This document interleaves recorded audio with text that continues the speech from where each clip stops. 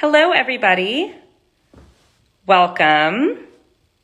My name is Rachel Ingrasani. I am a specialist with Teach, Play, Learn, and we are live today to chat about a topic that a few of our parents have reached out to us about, and enough parents reached out to us about to have a live and make sure that we are addressing what our community is thinking about. Like I said, my name is Rachel. I'm a TPL specialist, and we are going to be joined today by Kate, another one of our specialists. I focus on the little ones, elementary and early childhood ages, while Kate focuses on the middle and high school ages. So I'm going to bring her up now, and she should be with us very shortly. All right. Let's see, she should be coming up in just a moment, and we will get started as soon as she's on. Hi, Kate. Hi. How are you today? All right. We're here. Hi, everybody. Hi. Are Doing here. Kate, I just introduced myself and, explained I'm a specialist with Teach, Play, Learn, focusing on the early childhood and elementary ages. Would you like to introduce yourself, and then we can dive into our topic for today? awesome. Yes. Hi, everyone. My name is Kate Hermosura, and I am the learning specialist here for our middle and high school families here at TPL. I'm super excited to be chatting with you all and my team about some of the challenges that we're experiencing collectively as we've made the transition back to school. Whether we are in public or private or homeschool, we've been experiencing a lot of the same challenges. So we wanted to open up to you all and talk about some of the things we've been seeing, as well as talk about some solutions because we are not out of the woods just yet. So Yeah. um, we can jump right in. I can share some of the things that I've been seeing. We have been seeing lots of difficulty with getting assignments in, rightfully so. Lots of feelings of overwhelm, both from the student side, parents, and teachers. As fellow educators, we can all agree that it's been tough. And then lots of catch up, right? So we most of us feel a bit behind, some might say even in life, but here we are. And generally lots of feelings of how to stay motivated. And so over the last 2 years, we've seen schools scale back on homework and tests and projects. And now that we're back, we are all kind of left to figure out the next steps the best way we know how, and doing it with the resources that we have. But Rach, I've been thinking about all of this, and for us, it's even difficult for us as adults to stay motivated. And so, to recognize that we all have our good days and rough days. And I think despite all of this, almost 2 years of a non-ideal home school situation, here we are. And Yes. one of the best things to remember is that teachers, parents, all of us, students especially, we are all doing the best that we can. So, Absolutely. family and educators, we're here to address some of these things. So, Rachel, what are some of your thoughts? Yeah, so it's almost this idea of this kind of slow start that we had to the school year, and then all of a sudden it's kind of feeling like we're in a full sprint. So, in the year and a half, almost 2 years since COVID began, school has looked so different for children of all ages, right? For such a long time, we transitioned very quickly into a complete learning from home model, right? Complete Zoom model. A lot of schools were able to open up towards the end of this past academic year, but still after a long time of students being home. And some schools weren't able to open up in person until this academic year. And so, considering the transition that we've all been through, but, particularly thinking about students and, the challenges that can arise from that, you touched on a lot of them, right? It is about how are we staying motivated now that we're back in the classroom, but things still feel a little bit different. And you said we're not out of the woods yet, right? There are still so many things that are different about the way that children are experiencing school now than they were before COVID. It's about, thinking about the last almost 2 years and how different school was, and what the impact of that is on their experience now. So you were saying some things that you're seeing with middle and high school students. With elementary students, one thing that I'm definitely getting feedback from parents about is this, like you said, schools scaled back on things like homework and intense projects and things of that nature to really give kids grace during this time of transition, and as well they should have. But there is this moment now where things are starting to ramp back up in school, and parents are feeling like their children just aren't prepared for that. I'm not sure, Kate, if you can hear me. I can see that you're a little frozen, but I'm going to keep going, and hopefully you will join us soon. But parents are feeling like their children don't have the organizational skills to kind of help themselves organize for homework and projects and things like that. I think that we lost Kate, and I will wait for her to join back in with me. But as I do wait, I'll kind of continue through some of the things that we're seeing. Progress reports just came out, and some children who are used to seeing those straight A's on their report card, maybe seeing something different today. And so, and right now, so here we go. We're going to bring Kate back on. Here she is. This is the first report card maybe of the semester, and they're seeing, I didn't get all A's like I used to do. And kind of, hi, you're back. I'm back. Chatting through, the possibility that some kiddos are seeing something different on their progress report than they've ever seen before a report card. If they've been used to getting straight A's, and suddenly, there might be a B on there, and they may be struggling in one area or another. And, helping children through that, by helping them to recognize that there is more going on here than just their study skills or just the grade, right? Maybe helping them to take a step back and realize, listen, we've all been through a lot. And through this big transition, things are feeling a little bit harder, and kind of talking them through that. So I'm wondering if that's something that you're hearing from parents as well. Yeah, it actually is. And I this could have been talked about when I disappeared for a little bit. But, the reminder that progress reports are, in fact, that is just a report on the progress thus far, and to really help our students feel that they are not their grades, right?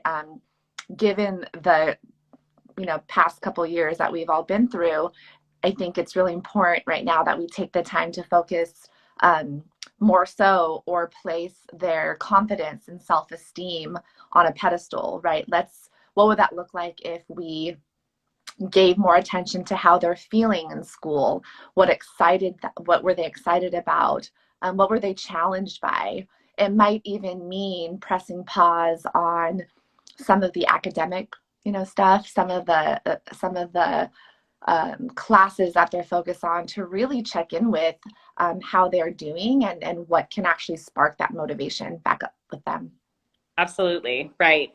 They are more than their grades. I think that's so important for us as adults to remember. We're more than the work that we do, but for children, that's something that may actually need to be explicitly said to them. Right. And, considering too, the reasons behind why certain subjects might be feeling harder than they used to, it makes me think of some of the foundational skills that may not be as strong this year after a year of Zoom school. Teachers did an incredible job of pivoting so quickly to a way of teaching and learning that most, if not a majority, of teachers and students had never engaged in before. And while teachers it cannot be overstated how how amazingly teachers did. You know, the Zoom landscape was tougher for some children than others. Those kids who really, really rely on hands-on experiences, multiple ways of learning, kind of the multi-sensory approach to learning that unfortunately is really, really hard to achieve via Zoom. And so I'm wondering if you're seeing this with middle and high schoolers, but I'm seeing for sure with our elementary students that, so much of what we learn depends on those building blocks that come before it. And so if there are certain foundational skills that, a certain child just was not able to grasp as well as they would have had they been in person, they've now moved on to skills that really depend on those foundational skills. And so, we're seeing a lot of gaps in learning for some students who that Zoom landscape was just really difficult for. And so I think it's important for parents to recognize that and then help their children recognize that as well, that this is not for no reason, that maybe math that has never been hard before is feeling really difficult this year. There are several reasons, and one may be that there are some skills that could use some remediation, that could use some extra practice to really solidify that foundation for them. Hmm. Right. And it's all about really that pause to find out what exactly that student is challenged by. Lots of checking in with teachers. It's a lot of hands-on. And so I think that's one of the things that we've all recognized is that there is a level of independence, that we want all of our students to have. But we might need a little hand-holding right now. They might need a little bit of tenderness as we transition back to getting used to homework and paying attention and processing, right? Yes. And as we're talking, like our brains just go everywhere. And can you imagine, a young student who has been out of the game for quite some time? So I think we see a question that I'm going to read. It says, if my child is not meeting grade level standards, how do I talk to them about it? I think there's lots of ways. And the first thing that comes to my mind is, number one, the fact that you are interested in talking to your student about it. That already is kind of step number one, right? Approaching them with compassion, with questions, rather than closed off statements, rather than what you're seeing. I also think the ability to focus on what their strengths are. And so we all know that, students, they are great at lots of things, and it might just need some recognition from parents that they are being seen. So yeah, those are some of the things that came to mind on just approaching how we get to talk to grades or about grades with our students. Yeah. And the question, is if my child isn't meeting grade level standards, I think one thing to consider as a parent is that there, of course, are standards for a reason, and they're very, very.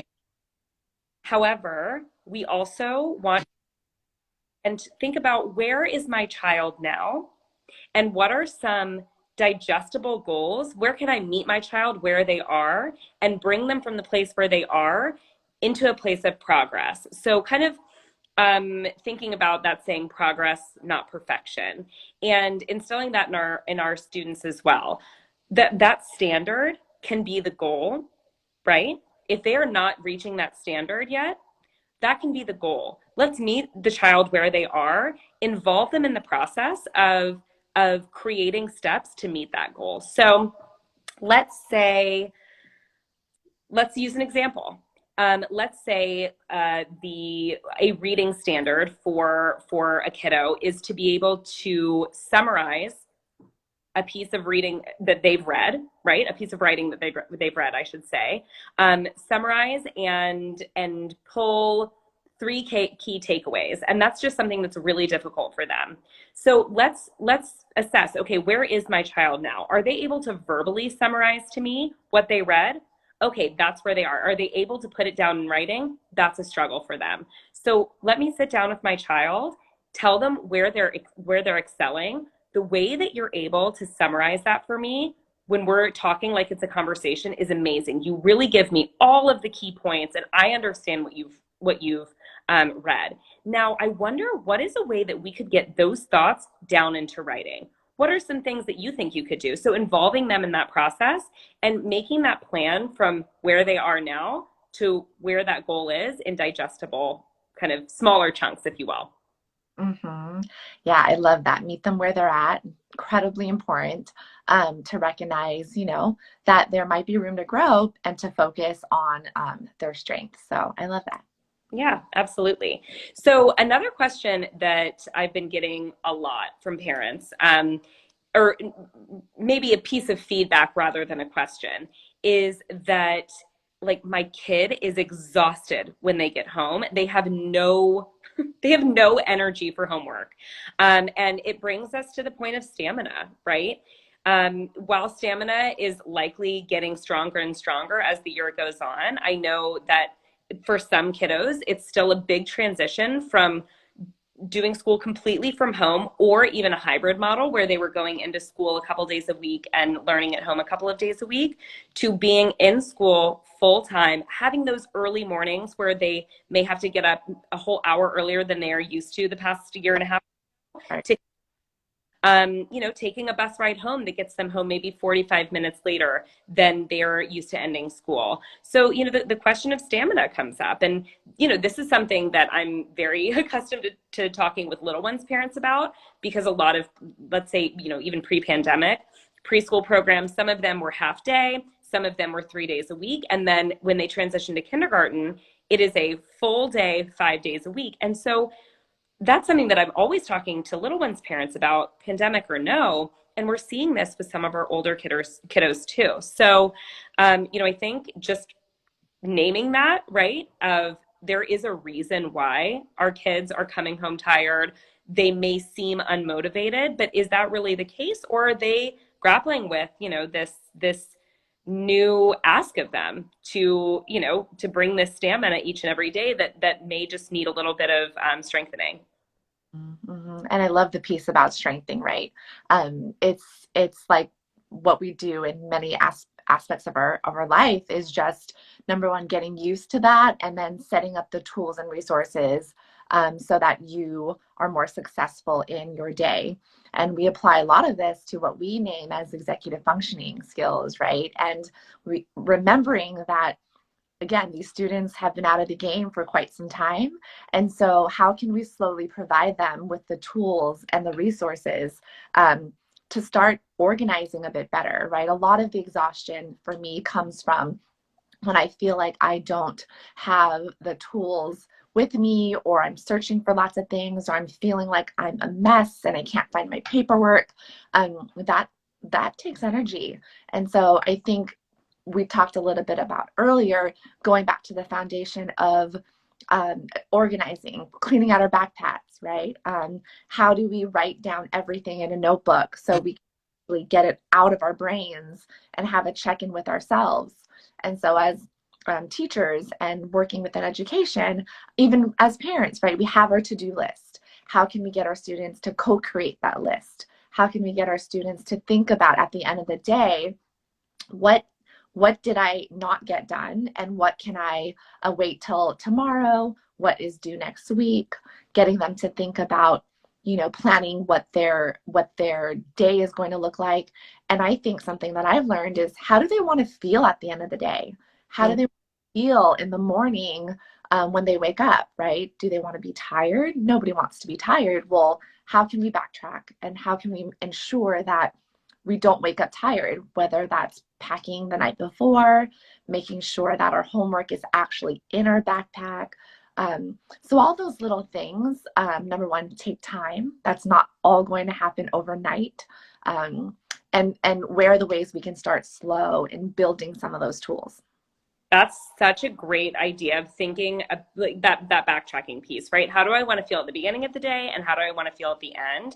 And what are some tools and strategies that I can use to help me to get there? I'm thinking even something as simple as choosing your outfit the day before if you're not wearing a uniform to school, laying that out, on a chair in your room, or having it ready to go, so that maybe you can snooze that alarm 5 minutes longer, or ensuring that dinner is at a certain time, so that by the time dinner is finished, you have this much time for homework, and then you have a little downtime before bed. What are the ways in which you can kind of take any chaos, or like chaotic energy out of nighttime routine and morning routine? I think that's such a good piece of advice, for sure, and I think we could all use that, right? Absolutely, you know it. Good. I think about stamina all the time, and behaviors that come from that. So I had a set of twins in my first grade classroom years ago. And at the beginning of first grade, in class, they were engaged, they were asking questions, they were curious. There were no signs to me of any fatigue, any stamina that was lacking. But when I would drop them at their car at the end of the day, the second they sat in their car seats, just first flowed. And mom and I talked about it, and we both came to realize that they were putting so much energy into just holding it together for the day, right? In those first couple of weeks of school, that when they hit their safe space at home, and that even meant in the car, they could just let it all go. And so I think that's something to consider as parents, are navigating this time with children as well, is if you're seeing some of those behaviors that are just not like the kid that right? To consider some things that may be contributing to that, right? That most of the time, behaviors in children isn't just for behavior's sake. There's something driving that. And so that's been helpful for some parents that I've spoken to as well, is just let's take stock of everything that's going on, and give a little grace in that area. Mhm. Yep, I will definitely take that and apply that with my 2-year-old who thinks he's 5 sometimes. And so, yeah, that's great advice. Yeah, absolutely. So, last thing about this stamina, and some of the behaviors that we see, I think a lot of parents are feeling like they're just not getting a lot of feedback from their kids about school. And this is Right. pandemic. This is something that parents always have a question about: how do I get my kid to talk about their day more? But to consider the fact that they are probably coming home a little bit more tired than they typically would. Some ways in which we can engage them in conversation that doesn't put them on the spot, but allows for that more open conversation. And Kate, you and I have talked a lot about, for children in general, sometimes either asking very specific questions or keeping it really open, is a good way to get them engaged. So what are some strategies that you would give your middle and high school parents, who are saying, like, my kid just won't talk to me at the end of the day? How do I get them to tell me more? Yeah, that one, that's a good one because we all think that, by asking them, how are you? How was your day? Right? Generally, that's what we ask fellow adults. And, from young kids, kiddos who are kind of, like you said, maybe already overwhelmed during their day. A simple just, tell me about something exciting that happened today. And being okay with the small short phrases, right? I think timing is everything. I think learning to really recognize when your student is ready to engage rather than um, uh, essentially drawing them out during a time where they're not ready, but really just keeping it open. And I think starting with what made you smile today? What was something that was so great today? Where do you feel like you shined today? What's something that you recognize that was awesome, that was happy, right? And so I think getting students to realize that our interest is coming from a genuine, authentic place rather than us wanting to know, well, did you do your homework? Did you turn that in? What did Miss So-and-so say in class, right? I think we can practice that a little, practice that communication style with our students. Again, it's not going to come off as easy. definitely for me doesn't really feel natural. Um, to want to know questions, even when my partner comes home and I want to know about his day and I'm just, shooting all those questions at him. It's a lot. And so Yeah, I think for us to recognize like, okay, well, let me just give him a minute to settle in our car ride home, right? absolutely. Yeah, yeah. And for little ones too, and I wonder if there's a way to phrase this for older kids. Sometimes having like just a space in your home, like a quiet corner, or like allowing them to have that moment to decompress before we dive in with the questions. I think that's such a good point because we need that as adults, and little ones and middle and high students, they need that as well. So I think that's such a good piece of advice to keep in mind. Well, we could talk about so many other things that are, that are happening for kiddos in this time. We want to say post COVID, but we're still very mid COVID, right? In this time of the pandemic, that parents are coming to us with questions about. We could go on for much longer, but our time is almost up here. So I wanted to thank you, Kate, for joining today, and we are always here.